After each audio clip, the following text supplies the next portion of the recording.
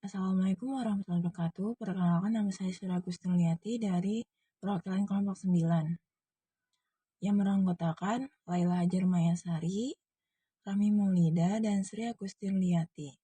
Di sini kami akan menyampaikan materi tentang Bangun dan Bangkitlah. Saya akan menyampaikan materi bagian A, yaitu Islam masa modern tahun 1800 sampai dengan sekarang.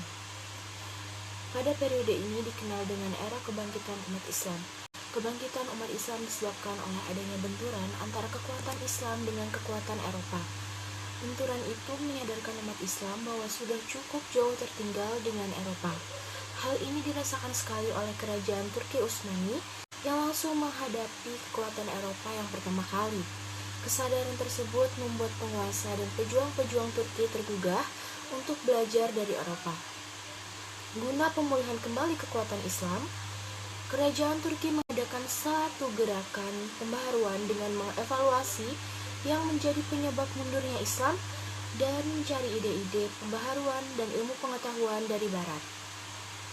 Benih pembaharuan umat Islam sesungguhnya telah muncul sekitar abad ke-8 Masehi ketika dunia Islam mengalami kemunduran di berbagai bidang.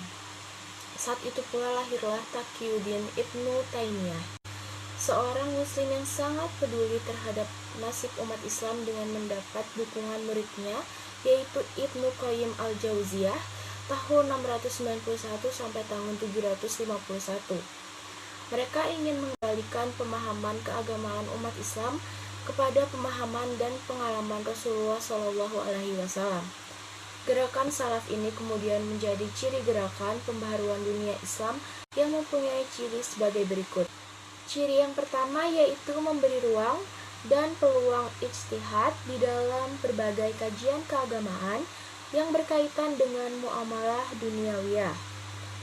Yang kedua, tidak terikat secara mutlak dengan pendapat ulama-ulama terdahulu. Yang ketiga, memerangi orang-orang yang menyimpang dari akidah kaum salaf seperti kemusyrikan, khurafat, bid'ah, taklid, dan tawasul. Yang keempat, kembali kepada Al-Quran dan As-Sunnah sebagai sumber utama ajaran Islam. Secara garis besar, isi pemikiran Ibnu Taimiyah dan Ibnu Qayyim antara lain mengadakan pembaharuan dalam bidang agama, sosial, dan ekonomi, memberantas tahayul dan bid'ah yang masuk ke dalam ajaran Islam, menghilangkan paham fatalisme yang terdapat di kalangan umat Islam, menghilangkan paham salah satu yang dibawa oleh tarekat tasawuf, meningkatkan mutu pendidikan, dan membela umat Islam terhadap permainan politik negara barat. Selanjutnya, ide-ide cemerlang Ibnu Taimiyah, Ibnu Qayyim, dan yang lainnya dilanjutkan oleh tokoh-tokoh muda yang lahir pada abad ke-18. Mereka meyakini bahwa umat Islam sudah tertinggal jauh dibandingkan dunia barat. Umat Islam masih berkutat pada hal-hal yang tidak rasional, seperti bid'ah, khurafat, dan tahayul. Satu-satunya jalan umat Islam harus bangkit dari kebodohan itu. Maka lahirlah tokoh-tokoh pembaharu Islam.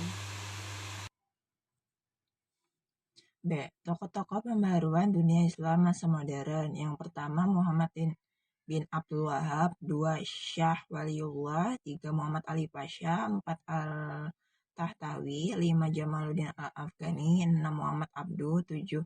Rashid Ridho. 8. Syahid Ahmad Khan. 9. Sultan Mahmud II. 10. C. Menerapkan perilaku mulia. Ada beberapa perilaku yang dapat dijadikan cerminan terhadap penghayatan akan sejarah perkembangan Islam pada masa pembaruan ini. Hal-hal tersebut adalah sebagai berikut. 1. Menyikapi kejadian masa lalu dengan sikap sabar dan menanamkan jihad yang sesuai dengan ajaran Al-Quran dan hadis. 2. Menjadikan sumber inspirasi untuk membuat langkah-langkah inovatif agar kehidupan manusia menjadi damai dan sejahtera baik di dunia maupun di akhirat. 3. Memotivasi diri terhadap masa depan agar memperoleh kemajuan serta mengupayakan agar sejarah yang mengandung nilai negatif atau kurang baik tidak akan terulang kembali.